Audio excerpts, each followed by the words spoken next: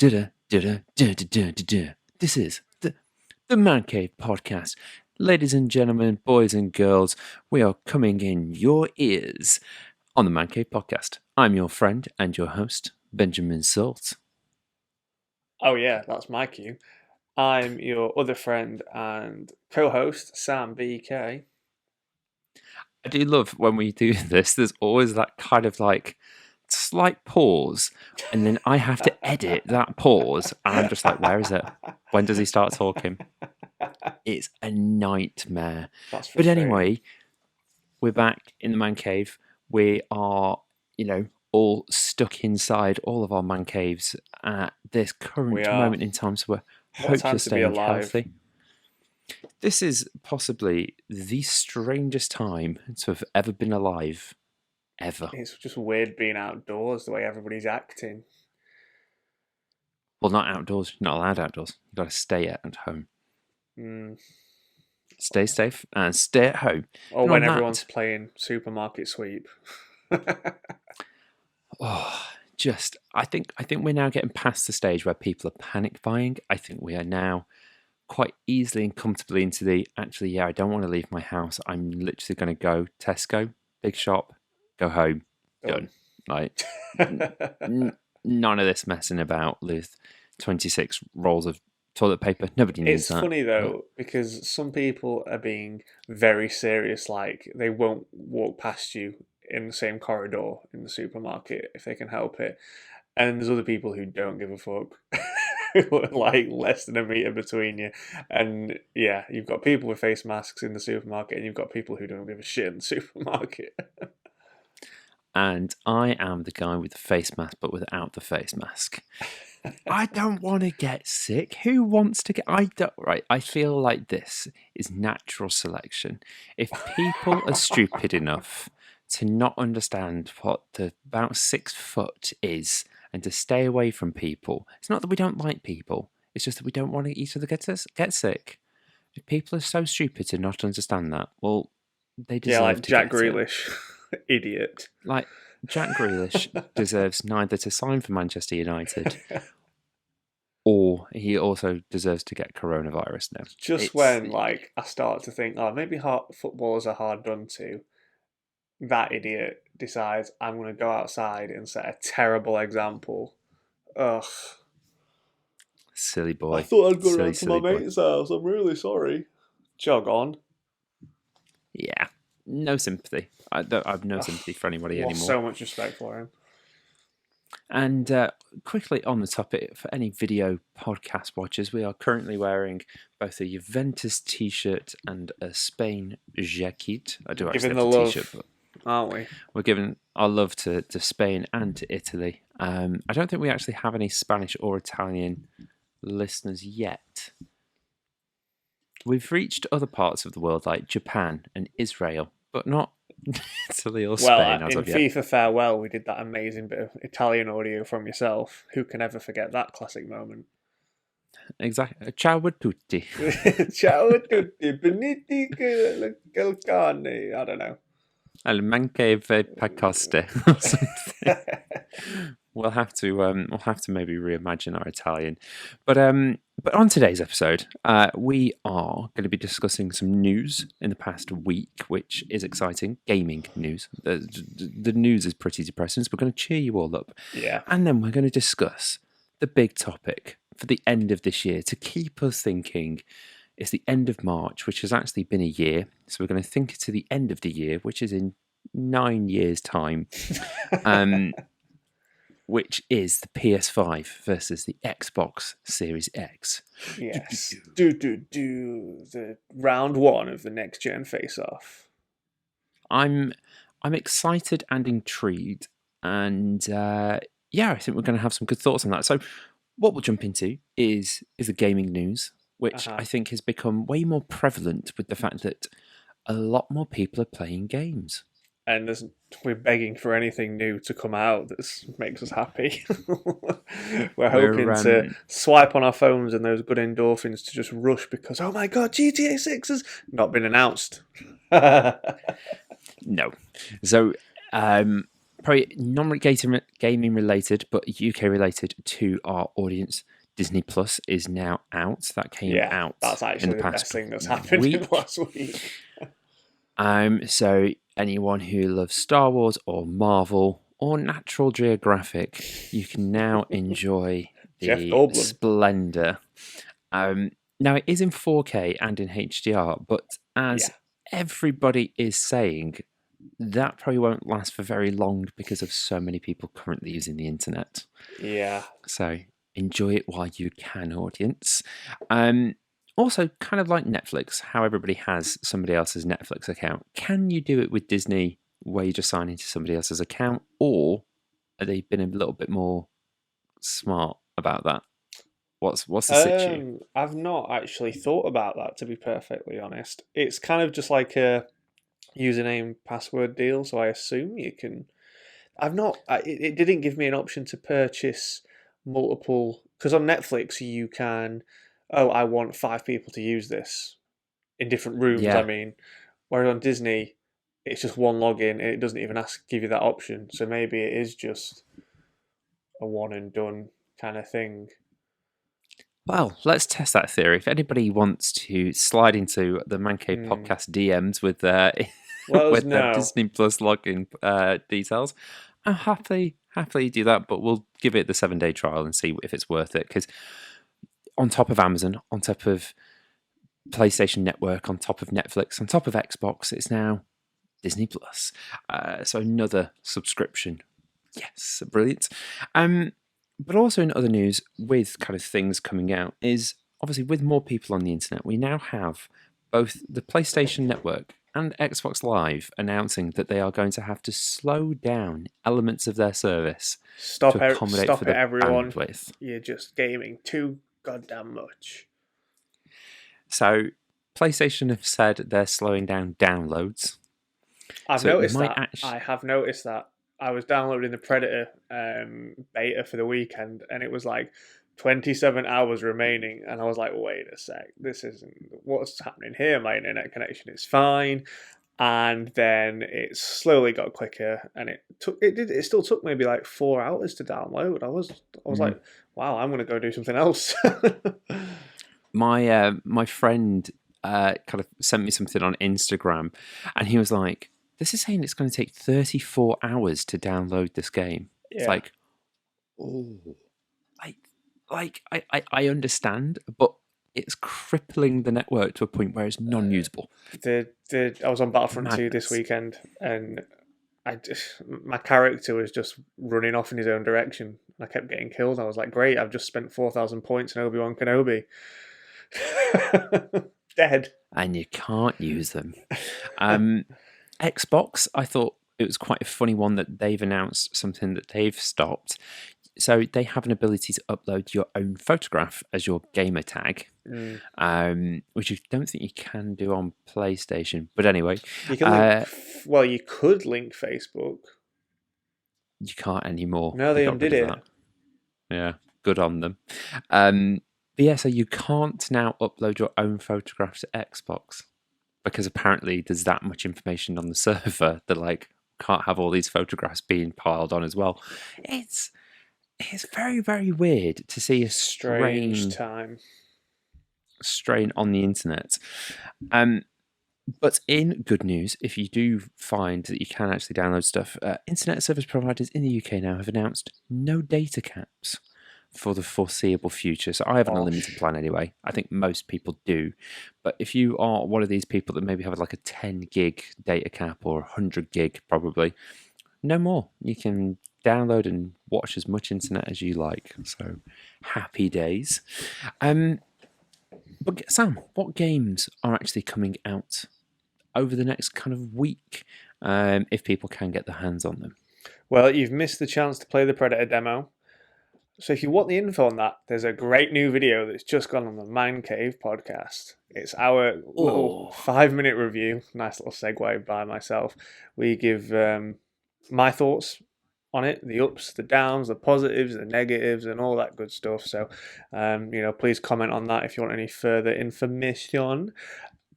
The demo that I haven't played yet, and I don't know if it's like a only on for a certain time is the Resident Evil 3 demo. Just the Which, Resident 3. well, I mean, I think this is amazing what they've done. Now, the Resident 2, did you play Resident Evil 2?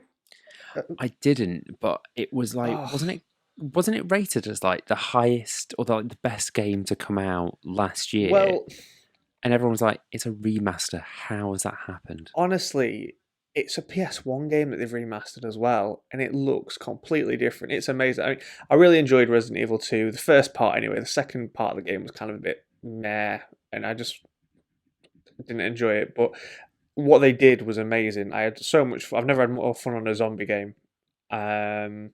So if the third one's better, then that's fantastic. But I've never played the originals on PS1. You know, No. we were kids when they came out, so the likelihood of us playing a scary zombie game isn't high.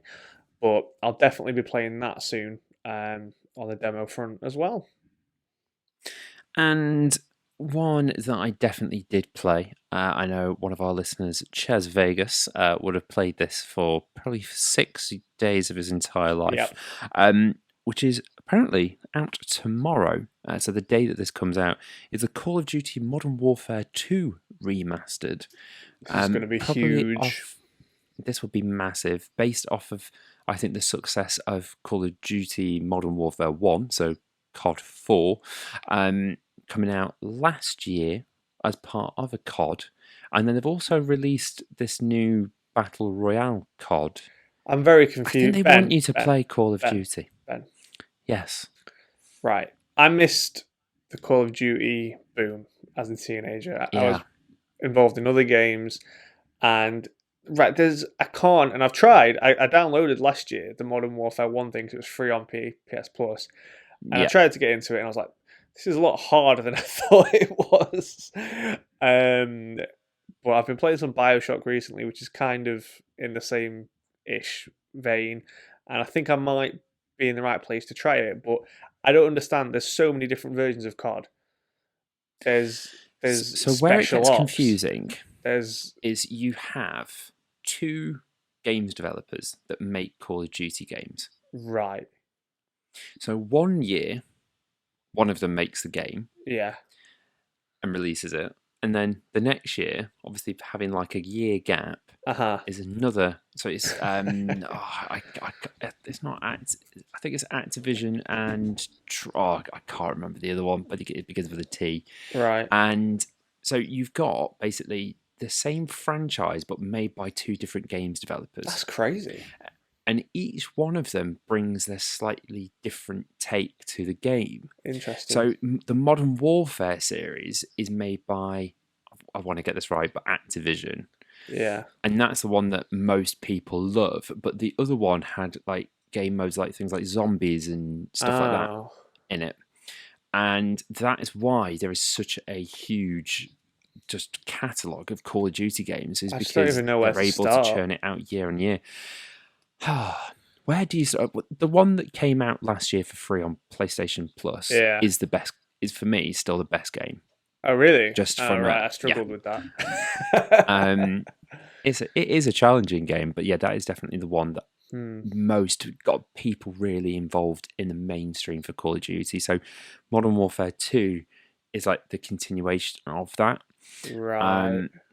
And this Battle Royale thing, it's kind of like it's a part of, I think, a lot of what Call of Duty players probably wanted from something like Fortnite, but Fortnite was made for kids, so this has kind of brought an adult element to the Battle Royale scene. So it's big news. Maybe we could get, if Guy can stay awake one day when we can actually get him to record on the podcast, he's probably going to be our guy to explain the mighty world of Call of Duty to us, because it is hella confusing, especially when they now name the game the same as what they've already named the game prior. I honestly, from an outside point of view, I have no idea what's going on. It's a mess. Don't know. Yeah. It's like trying to explain Marvel films to people that are between 50 and 60 years old. It's not going to happen. No. It's like, so there's Iron Man, and then there's Thor, and then they appear in other films, but also then a film together. And then there's the What? Guardians of the Galaxy. And they're kind of different, but then they join later when they actually realise that that's probably the best creative outlet that they've done. So, yeah, just, oh, and this is all based off of like a 12-year arc, Madness. But other games that have also come out, maybe different to what we've mentioned before, because one of us don't actually own this system, but it's Animal Crossing. Yeah, Animal Crossing came out, and my girlfriend begged me to get it, and then Ches Vegas provided a discount code, and she got it. So the world apparently, and me and Benjamin did not realise just how popular this game is. Apparently, the whole world is mad on Animal Crossing. I'm amazed. So basically, there's a guy at work called Tommy, and he's like, "Oh yeah." So I played it all night, and then I woke up early, and I played it in the morning, and then I played it online with my brother, and his brother's like 30, and I'm like, "What?" I'm like, and he's explaining it to me. I'm like, "That just sounds like The Sims, but with animals." It's like, yeah. I'm like, you get to make your own world, and it's on Nintendo, and it's done more sales than any Nintendo game on the Switch so far, and it's just, wow. They've got their own little world, Nintendo. They don't care, do they? they have more, like, they have like enough cash reserve to like continue to go for like another 35 years if they don't make another dollar. I know.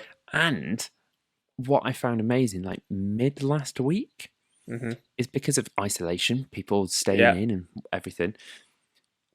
Nintendo have ran out of Switches. What? You cannot buy from an official retailer a Nintendo Switch. That's crazy. While stocks last. So what's happened is online sales on eBay and things like that have skyrocketed. So as well as Nintendo pretty much keeping their value, which I find amazing anyway, supply demand, they're now Nintendo Switches have appreciated in value. I find that amazing. What absolutely amazing. You know what? Nothing surprises me anymore. The world is upside down. Yeah. And kind of lastly on game-related news, I'm wearing a Spanish top. My favourite person in the world is just up here. It's Rafa Nadal. We did an AO2 tennis review without him being mentioned. No, never. we're gonna be into like our 100th podcast, and it's like, so Rafa Nadal today just eat some fish. So I did the AO Tennis 2. I don't know how to pronounce the game. It was on major discount because obviously there's no sport, so they've just gone, here's all the games related to sport. And I had a play of that. Gave it a little cheeky review. So if you're into sports games, it might be one to add to your repertoire. I would, as a kind of a conclusion to that review, I would say if you're not a fan of tennis, it's probably not worth the effort to play it.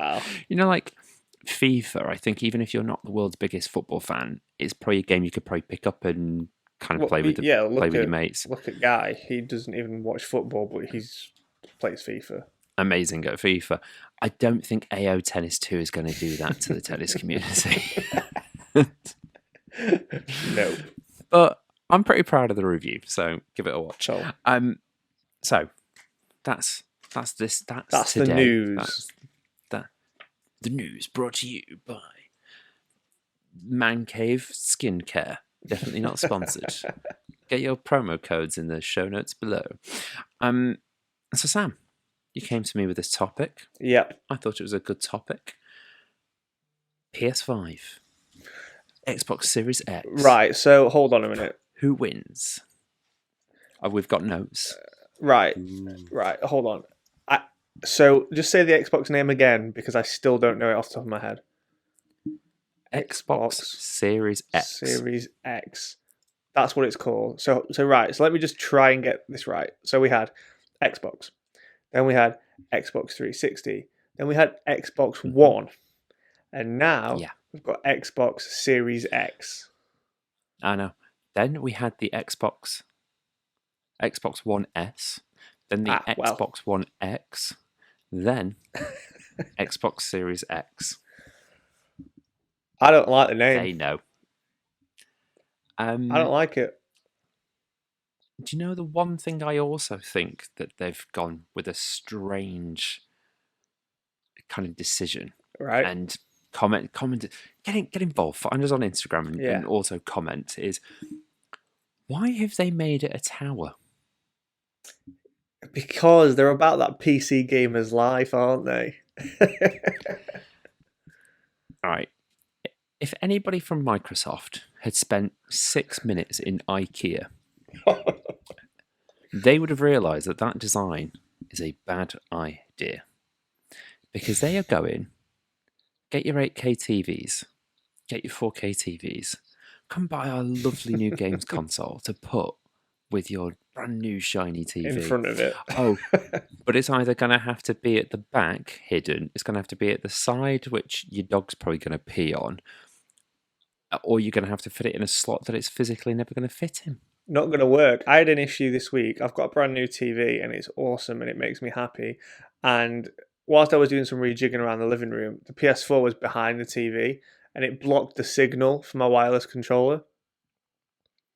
Oh. And I didn't realise what was happening. I was getting really mad. I would get mad as well. That would pee me off. Yes. So I've done a bit of research on the PS5s before we started, and I mean, did you watch I know I did. I watched the little press conference that PS5 did the other week, and everybody was getting on it, and I follow Zavi because I bought something from them on Twitter and said, "Oh, we're going to be live streaming the the best bits of the PS5 at press conference. Watch us tweet along." They did 2 tweets because literally everybody was like, "Oh my god, PS5 press conference," and it was all just like, "Oh, and the processor on this PS5 is gigahertz," and no one understood what the guy was saying. So do you want to explain the AMD processors that both the Xbox Series X and the PS4 are going to be using, Sam? No, I don't, Ben. Actually, there's only 3 letters that everybody needs to know about in the world right now, and apparently, because he said it 1,000 times, is the SSD processor. And that's all anybody knows about, because it means that there's going to be no loading times. Everything's going to be like Zoom, quickly loaded, and it's going to be amazing. So that's all you need to know, SSD. So I listen to Vergecast. So if anyone's listening and you're interested in anything that I also might be interested in, or if you've hopefully listened to the Vergecast, you'll listen to us as well, is the crazy thing is, and this is what I gauged from their understanding, and they're very, very geeky. They do it full time and they're journalists. Yeah. But the Xbox Series X is actually more powerful. That's what I've heard. Than the PS5. That's what I've heard. But, and this is the big but, you can. Right. This is the way that I can actually put it into layman's terms that I think actually makes sense, and it's to do with cars, because every layman's terms always works with cars. So Americans are really good at building big V8 muscle cars. Okay. So you've got your Chevys, you've got your Mustangs, you've got your whatever they make, right? And it always makes me laugh when they then come out with the figures, because they'll have this like 6-litre V8, and then when they go, how many horsepower does it produce? They'll go, it's about 300. Right. Which is pathetic. With the amount of horsepower that thing should make and the amount of fuel that they're using, it's pathetic. And then the Japanese will come along and they'll go, oh yeah, we've got this V6. We're producing 550 brake horsepower. It's not the size of the engine that you have, but it's how you utilize it to get the most power out of it. See what it is there? And that is what Sony have done with the PlayStation. They have basically, that it's not as powerful, but they're going to be able to use what power is there better than what the Xbox is. Oh. I It get helps it. being incredibly geeky at times. Wow, I'm glad that you can do that stuff because I don't care. I mean, yeah, I've heard it means it's going to be faster loading and other things. One thing that I've kind of found interesting in my reading was they were kind of saying how it would be easier for them because backwards compatibility is a big thing with the PS5. It's not confirmed, but it's kind of been hinted at horribly that it's going to you can play all your old console games on it now. Yeah. It's easier for them for you to backwards be compatible with PS1 and 2. PS3 is actually ridiculously hard for them to be backwards compatible with because it's like having a console in a console. So if they did Yeah. that, it would mean the price of the PS5 will be ridiculous. Now, big news, which I don't know, did I tell you over text or not? I think I might have found the same Right. news. So So the on the count bombshell. of three, should we try and guess how much we both think the PlayStation 5 might be that it's rumoured? Should we say the closest 100? Right. Okay. Bear in mind we've got lag here.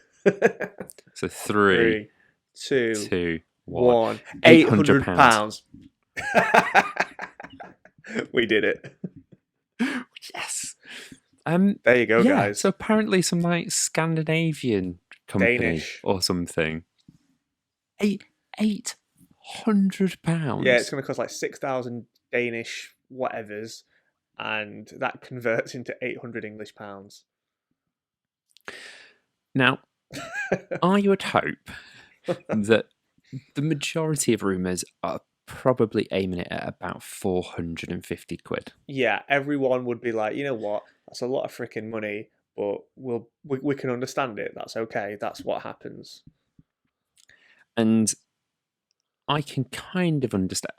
Now, you take us back 7 years, so when the PS4 first came out, Yeah. and that was, I want to say, like 300? Ooh. Is it about 300 odd quid? Around I'm gonna that, say maybe a bit less. 350. Surely. It was around that sort of figure, wasn't it? It wasn't like it was affordable. Yeah. Now, if it is £800, it's not exactly a casual gaming console, is it? 2 consoles in one. I could get 2 PS4 Pros, 3 PS4 Pros, and change. You can pick up an Xbox One X, which is 4K, 60 frames a second, pretty much what you can max out all of our TVs with. I mean, so 250 quid. So we think, we think it's going to be 450. It's reported it's going to be 800. Based off of that, what are we saying the Xbox figures are going to be? I think the Xbox is going to be less. It always is, just to try and... No. Really? The Xbox, their power to Xboxes are always more. It's expected to be about £500. Wow. So when the PS4 Pro and the Xbox One X came out, the PS4 Pro was 350 quid. Yeah. The Xbox, when it came out, was like 450. Right. And their big argument was it's the most powerful console ever made, which it was. But that has dropped £200 in value in 2 years. So poor old Xbox. I don't know why, but for some reason I kind of want to see it rise to its. I think rivalry makes the best product. So I think I want, because like I can just remember as a teenager, like 360 was like the one. Everybody had one, and it was. And the big thing is, for me, it comes down to price. The PS3 was way more expensive because they put a Blu-ray hard drive in it, a Blu-ray disc drive in it. So it was like 100 quid more. Yep. And their big argument was, well, it's got a Blu-ray player in it. And to buy a Blu-ray player, it's like 350 quid. So here's a PlayStation. And everyone was like, yeah, but I don't need a freaking Blu-ray player. So everyone went to the Xbox. And then when the PS4 came out, I think they realised that. And they went, right, we're going to nail down on price. We're going to get it as many hands as possible. and they've won this generation of console war Easily. I easily. can't see Xbox turning the tide. I can't even. Nintendo is just doing its own thing. It's not like when the GameCube was the best selling, or the Nintendo Wii or anything like that. Yeah, They have their own market, don't they? I think what's very difficult is the PS5 and the Xbox will both have pretty much the same sort of games. It's going to come down to potentially exclusives and where your friends are. I think that's going to be the three main values of what brings people in. Well, I think if PlayStation come out with £800, I think they're going to absolutely shoot themselves in the foot. I think I'm the not thing spending is, £800 on a console. I know. I mean, they're kind of going for the. I'm so glad about it because we went through this phase a few years ago where it was all just online against each other multiplayer, and I was like, I'm not about that life. When I grew up, it was all like single player narrative stories, and finally that's in vogue again. And you've got God of War, Spider-Man, Zero Dawn, Last of Us. The list goes on. Red Dead Redemption, and it's all about these narratives. And I think that's kind of like the future of gaming because it's like you're playing through a movie almost, and it's kind of getting people who aren't just gamers and kids. It gets adults involved as well because they feel like they're playing through a movie and it's this immersive experience kind of thing. So Xbox don't really have that. It is a more of a gaming console. The PlayStation, it's more than just a console, and you can have that one for free, PlayStation, but it kind of is. Yeah. So let's hope that it's in the £400 region. Now the big question is obviously with supply is more than likely going to be limited just because of that said bloody virus going around. So that's going to halt how that's companies like Apple make things play out. Now, both Microsoft and PlayStation have pretty much confirmed that they are not going to let it delay the launch, which I think is very good. You can all queue up at midnight, but you've got to be 2 meters apart. Or you can get it on Amazon. So I think supply is going to be quite limited to start with. I think it's going to be very, very exclusive and very difficult to get your hands on. You're probably going to have to pre-order. Now, the big question is, I've got a PS4 Pro. Mm-hmm. I'm very happy with that PS4 Pro. Unless there are some huge games to announce right at the beginning to say, this is where we're going to take these games. It's going to benefit your life so much more. And you can only get these games on this console. Oh dear, that's my light dying. I don't know whether I'll rush out to get them. Because I did that with the PlayStation 4 and I paid extra for it. And I don't know whether to maybe wait 6 months, even a year. I don't know. I think was it the PS3 or something. I felt like I was missing out big time. So ever since I've kind of got it straight away because you just bite the bullet and you're like, oh, I just need it. Everyone's got it. And I don't know, it's difficult. I mean, there's maybe 3 games going around for PS5 that they've sort of said are definitely going to be released. There's this game called Godfall that looks a bit crazy, like God of War, and there's the same the kind of thing from Sony. They do all these exclusives where there's a story, narrative-driven one coming out, and the rest is all just speculation. GTA 6, etc. I don't know what's going to make people go, you know what, I need to get this straight away. Apart from, I don't know.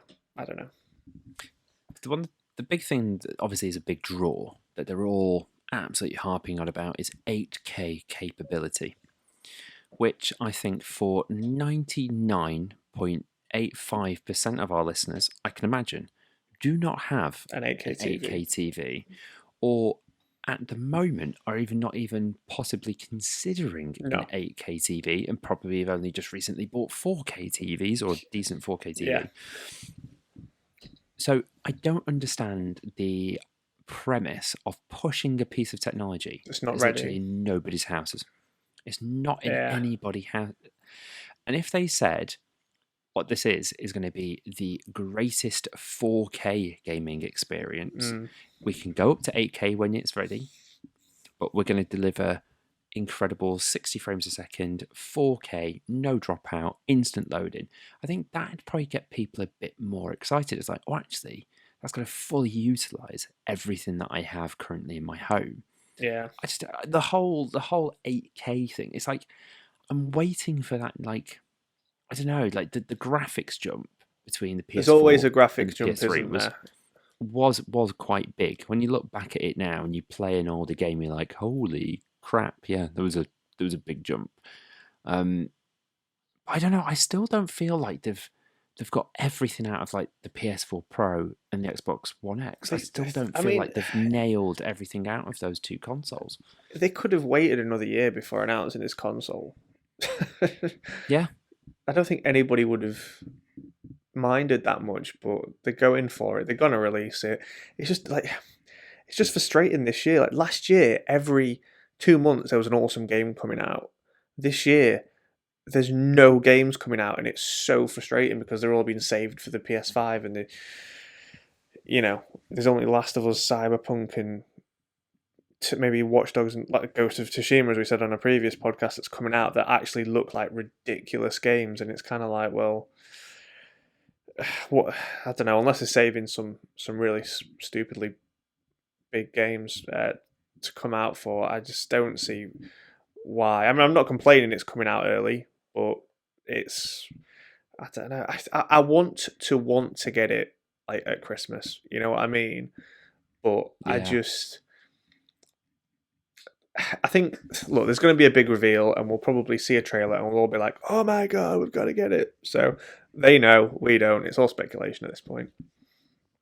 That's it. I think if they can sell it to the people, not sell a dream, not sell an idea, actual show us some freaking gameplay of what this is actually going to become, we can jump on board. Yeah. But the one thing that has made me laugh in all of this, you've got 8K, you've got crazy SSD power, but the Xbox, which still baffles me to this day, are still going to be using 2 AA batteries in their next controller.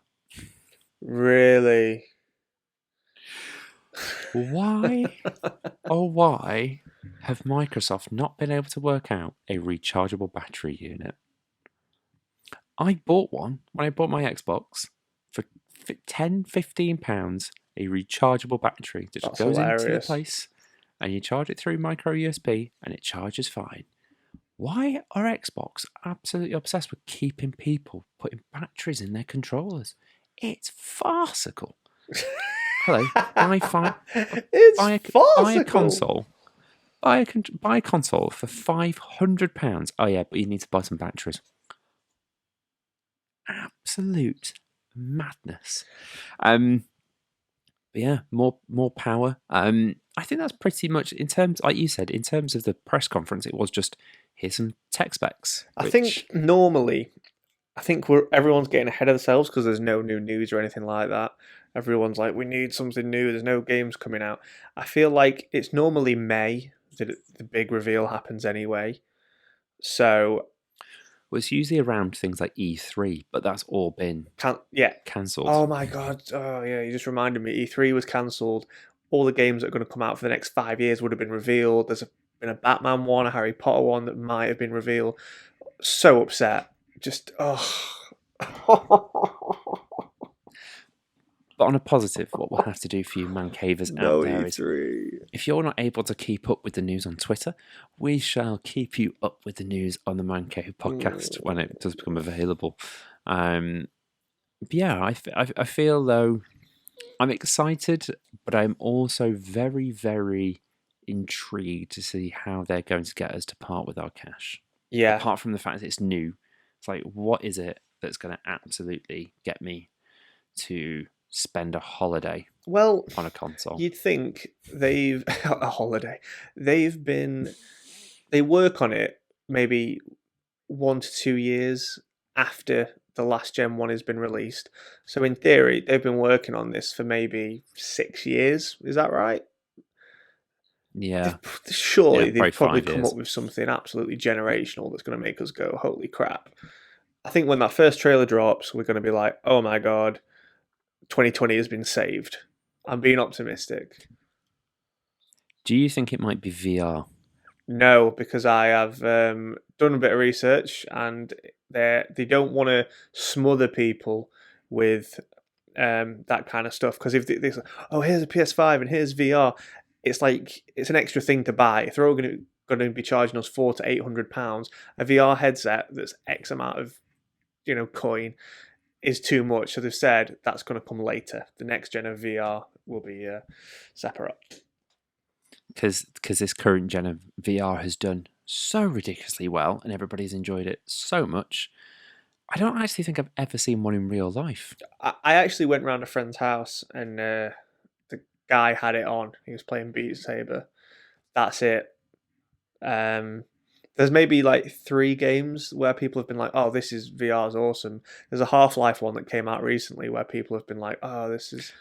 Yeah, I've heard that. But yeah, it's too soon.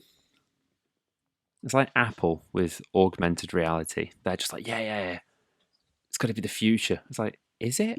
Like, this is a future that I don't think anyone's actually asking for. Yeah, actually, I used VR at the Rafa Nadal Museum and played against Rafa Nadal in VR, and I hit the wall.